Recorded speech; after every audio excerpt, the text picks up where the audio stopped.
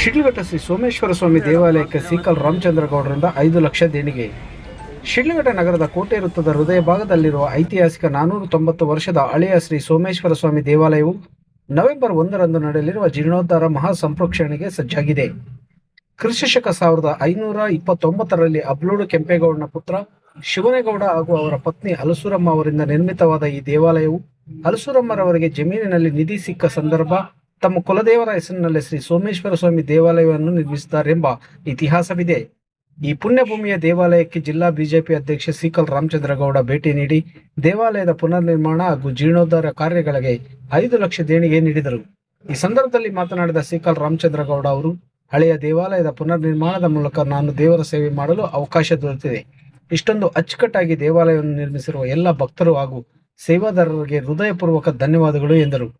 ನಂತರ ಚೆಕ್ ಪಡೆದ ದೇವಾಲಯದ ಟ್ರಸ್ಟ್ ಅಧ್ಯಕ್ಷ ತೋಪಡ ನಾಗರಾಜ್ ಮಾತನಾಡಿ, ಈ ಪುರಾತನ ದೇವಾಲಯ ನಿರ್ಮಾಣಕ್ಕೆ ತನು ಮನ ಧನ ಸಹಾಯ ಮಾಡಿದ ಸೀಕಲ್ ರಾಮಚಂದ್ರ ಗೌಡ ಅವರಿಗೆ ಅಭಿನಂದನೆಗಳು. ಅವರಿಗೆ ಮುಂದಿನ ದಿನಗಳಲ್ಲಿ ರಾಜಕೀಯ ಭವಿಷ್ಯ ಚೆನ್ನಾಗಿ ಆಶೀರ್ವಾದ ಭಗವಂತ ಮಾಡಲಿ ಎಂದು ಶುಭ ಕೋರಿದರು. ಈ ಸಂದರ್ಭದಲ್ಲಿ ತೋಪಡ ನಾಗರಾಜ್, ಸೀಕಲ್ ಆನಂದ್ ಗೌಡ, ನಂದೀಶ್, ಡಾಕ್ಟರ್ ಸತ್ಯನಾರಾಯಣ, ರೂಪ್ಸಿ ರಮೇಶ್, ನಗರಸಭೆ ಸದಸ್ಯ ನಾರಾಯಣಸ್ವಾಮಿ, ಬಂಗಾರು ರಾಮಕೃಷ್ಣಪ್ಪ, ಚಿಕ್ಕಮನಿಯಪ್ಪ, ಪ್ರಕಾಶ್ ಹಾಗೂ ಅನೇಕ ಭಕ್ತರು ಉಪಸ್ಥಿತರಿದ್ದರು. ವರದಿ ಗೋರಮಡಗು ಮೈತ್ರಿ ಲೋಕೇಶ್, ಕನ್ನಡ ಮೈತ್ರಿ, ಶಿಡ್ಲಘಟ್ಟ. ಇತಿಹಾಸ ಬರೆದಿರ್ತಕ್ಕಂಥ ಒಂದು ಯಾವ್ದಾದ್ರು ಒಂದು ದೇವಸ್ಥಾನ ಇವತ್ತು ಶಿಡ್ಲಘಟ್ಟ ನಗರದಲ್ಲಿ ಇದೆ ಅಂತ ಹೇಳಿದ್ರೆ ಶಿಡ್ಲಘಟ್ಟ ಕೋಟೆ ಸೋಮೇಶ್ವರ ಸ್ವಾಮಿ ದೇವಸ್ಥಾನ ಇವತ್ತು ಸುಮಾರು 3 ವರ್ಷ ಹಿಂದೆ ಬಂದಾಗ ಬರೀ ಒಂದಷ್ಟು ಗೋಡೆಗಳಿತ್ತು, ಮೇಲೆ ಮುಚ್ಚಳ ಮುಚ್ಚಿದ್ರು. ಆದ್ರೆ ಎಲ್ಲಾ ಪೂರ್ತಿ ಇಷ್ಟು ವಿಶಾಲವಾಗಿರೋ ಜಾಗ ಕಾಣಿಸ್ತಾ ಇರ್ಲಿಲ್ಲ. ಈ ಜಾಗದಲ್ಲಿ ಇವತ್ತು ಬಂದು 6 ತಿಂಗಳ ಹಿಂದೆ ಬಂದಾಗೂ ಕೂಡ ಸಾಕಷ್ಟು ಮಳೆ ಬಂದು ಎಲ್ಲ ಕಡೆ ಮಣ್ಣು ಕೊಚ್ಚೆ ತುಂಬಿಕೊಂಡಿತ್ತು. ನಾಗರಾಜ್ ಅವರು ಅವರ ಒಂದು ನಾಯಕತ್ವದಲ್ಲಿ ಇಲ್ಲಿ ಅವರು ಪ್ರೆಸಿಡೆಂಟ್ ಆಗಿದ್ದಾರೆ ಈ ಟ್ರಸ್ಟ್ಗೆ. ಅವ್ರ ಜೊತೆ ಇರ್ತಕ್ಕಂಥ ಎಲ್ಲಾ ಟ್ರಸ್ಟ್ ಅಲ್ಲಿ ಇರ್ತಕ್ಕಂಥ ಮುಖಂಡರು ನಮ್ಮ ಜೊತೆ ಇವತ್ತು ಇಲ್ಲಿದ್ದಾರೆ.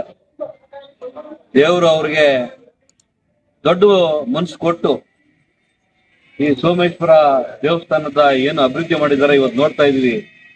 ಆ ಕಾಂಪೌಂಡ್ ಇಂದ ನೋಡ್ತಾ ಇದೀವಿ. ಕಾಂಪೌಂಡ್ ಮಾಡಿರ್ತಕ್ಕಂಥ ಒಂದು ಶೈಲಿ, ಅದ್ಮೇಲೆ ಗ್ರಿಲ್ಲು, ಅದ್ಮೇಲೆ ಲೈಟು, ಇಲ್ಲಿ ಹಾಕಿರ್ತಕ್ಕಂಥ ಲೈಟ್ಗಳು, ಈ ಬೆಂಚ್ಗಳು, ಇಲ್ಲಿ ಮಾಡಿರ್ತಕ್ಕಂಥ ಲ್ಯಾಂಡ್ಸ್ಕೇಪು, ದೇವಸ್ಥಾನ ಅಷ್ಟೇ ಇಲ್ಲ, ದೇವಸ್ಥಾನ ಎಷ್ಟು ಚೆನ್ನಾಗಿ ಕಟ್ಟಿದ್ದಾರೆ ಅಷ್ಟೇ ಚೆನ್ನಾಗಿ ದೇವಸ್ಥಾನದ ಆಚೆ ಕೂಡ ಅಭಿವೃದ್ಧಿ ಮಾಡಿರ್ತಕ್ಕಂಥದ್ದು ಈ ದೊಡ್ಡ ಮನಸ್ಸಿದ್ರೆ ಮಾತ್ರ ಆಗುತ್ತೆ ಅಂತಕ್ಕಂಥದ್ದು ಇಲ್ಲಿ ಎತ್ತು ಕಾಣಿಸ್ತಾ ಇದೆ.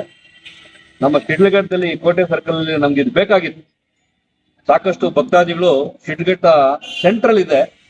ದೇವರ ಕೃಪೆಗೆ ಎಲ್ಲರೂ ಬಂದು ಪೂಜೆ ಮಾಡಿ ಇವತ್ತು ಹೆಂಗೋ ಕಾರ್ತಿಕ ಮಾಸ ಶುರುವಾಗಿದೆ. ಈ ಕಾರ್ತಿಕ ಮಾಸ ಈ ಕಾಲದಲ್ಲಿ ಇವತ್ತು ಶನಿವಾರ, ಭಾನುವಾರ, ಸೋಮವಾರ ವಿಶೇಷವಾಗಿ ದೇವರನ್ನ ಪೂಜೆ ಮಾಡಿ ಇವತ್ತು ಪ್ರತಿಷ್ಠಾಪನೆ ಮಾಡ್ತಕ್ಕಂಥ ಕೆಲಸ ಇಟ್ಕೊಂಡಿದ್ದಾರೆ. ತುಂಬಾ ಚೆನ್ನಾಗಿ ದೇವಸ್ಥಾನ ಬಂದಿದೆ. ಇದೇ ತರ ದೇವರ ಭಕ್ತಿಗೆ ಎಲ್ಲರೂ ಪಾತ್ರರಾಗಿ ಇನ್ನಷ್ಟು ಇರೋ ದೇವಸ್ಥಾನ ಕೆಲಸ ಮಾಡ್ಬೇಕಂತ ನಮ್ಮಲ್ಲಿ ಕೈಯಲ್ಲಾಗ್ತಕ್ಕಂಥ ಎಲ್ಲರೂ ಜೊತೆಗೂಡಿ ದೇವಸ್ಥಾನ ಕೆಲಸ ಮಾಡೋಣ ಅಂತ ಹೇಳಿ ಈ ಸಮಯದಲ್ಲಿ ನನ್ನೂ ಕರೆದು ಒಂದಷ್ಟು ಸೇವೆ ಮಾಡಕ್ಕೆ ಅವಕಾಶ ಕೊಟ್ಟಿರ್ತಕ್ಕಂಥ ಎಲ್ಲಾ ಈ ಟ್ರಸ್ಟ್ ಅಧ್ಯಕ್ಷರಿಗೆ ಧನ್ಯವಾದ. ಸೀಕಲ್ ರಾಮಚಂದ್ರ ಗೌಡಣ್ಣವರು ನಾವು ಹೋಗಿ ಅವ್ರನ್ನ ಪಾಪ ಅಣ್ಣ ಹಿಂಗ್ ನಮ್ಮ ದೇವಸ್ಥಾನಕ್ಕೆ ಏನಾದ್ರು ಸಹಾಯ ಮಾಡಬೇಕು ಅಂತಂದಾಗ ಅವ್ರು ತುಂಬಾ ಖುಷಿಯಿಂದ ಬಂದು ಈ ದೇವಸ್ಥಾನ ನೋಡಿದ್ರು. ಈ ಒಂದು 2 ವರ್ಷದೊಳಗೆ ನೋಡಿ, 2-3 ವರ್ಷದೊಳಗೆ ನೋಡಿದ್ರು. ನೀವೇನ್ ಕೇಳಿದ್ರು ನಾನು ಸಹಾಯ ಮಾಡ್ತೀನಪ್ಪ, ಇಲ್ಲಿ ದೇವಸ್ಥಾನ ಮಾಡ್ರಿ ಅಂತ ಅವತ್ತು ಒಂದು ಆಶ್ವಾಸನೆ ಕೊಟ್ಟಿದ್ರು. ಅದನ್ನ ಇಟ್ಕೊಂಡು ನಾನು ಒಂದು 6 ತಿಂಗಳ ಹಿಂದೆ ಅಣ್ಣವ್ರನ್ನ ಕೇಳಿದೆ. ಬಂದು ಇದೇ ಜಾಗದೊಳಗೆ, ನಾಗರಾಜ್ ನನ್ನ ಹತ್ರ ಎಲ್ಲ ಮೆಟೀರಿಯಲ್ಸ್ ಐತಪ್ಪ, ನಾನು ಈ ಆಚೆ ಕಡೆಗೆ ಏನು ಬೇಕು ಅದನ್ನ ನಾನು ಮಾಡ್ಕೊಟ್ಬಿಡ್ತೀನಿ ಅಂತ ಅವತ್ತು ಅಣ್ಣ ಹೇಳಿದ್ರು ನನಗೆ.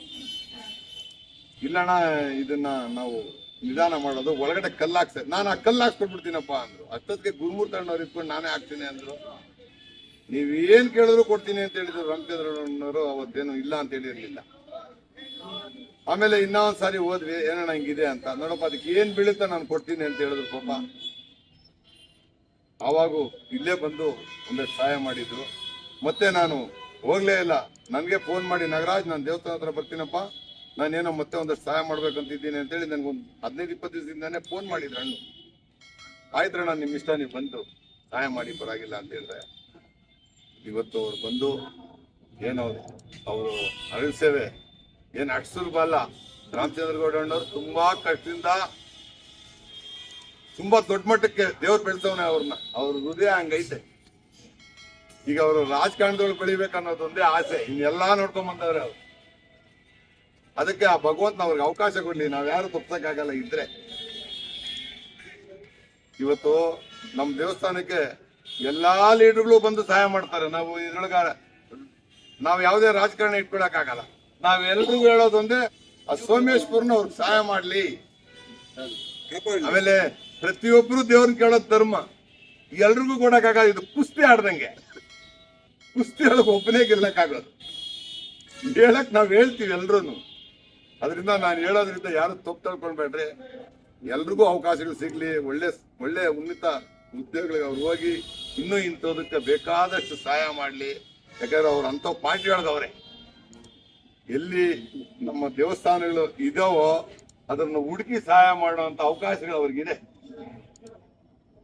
ನಾನು ಪಾರ್ಟಿ ಒಳಗಿದ್ದೀನಿ, ನಮ್ಮ ಪಾರ್ಟಿಯವರು ಏನಪ್ಪಾ ಬೇರೆ ಪಾರ್ಟಿಗಳೆಲ್ಲ ಹೋಗಿರ್ತಾರೆ. ನಾನು ಇಲ್ಲಿ ಪಾರ್ಟಿ ಇಟ್ಕೊಂಡು ಬಂದಿಲ್ಲ. ಇಲ್ಲಿ ನಾನು ದೇವಸ್ಥಾನ ಅಭಿವೃದ್ಧಿ ಮಾಡ್ಬೇಕಂತ ಬಂದಿರೋದು. ದಯವಿಟ್ಟು ಯಾರು ನನ್ನ ತಪ್ಪು ತಿಳ್ಕೊಳ್ಬಾರ್ದು.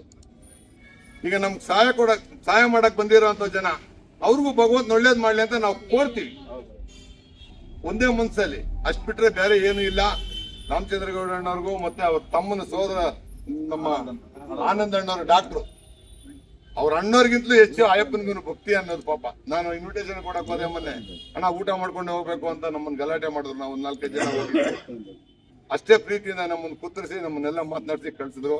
ಅವ್ರಿಗೂ ಅವ್ರ ಕುಟುಂಬದವ್ರಿಗೂ ದೇವ್ರು ಒಳ್ಳೇದ್ ಮಾಡ್ಲಿ.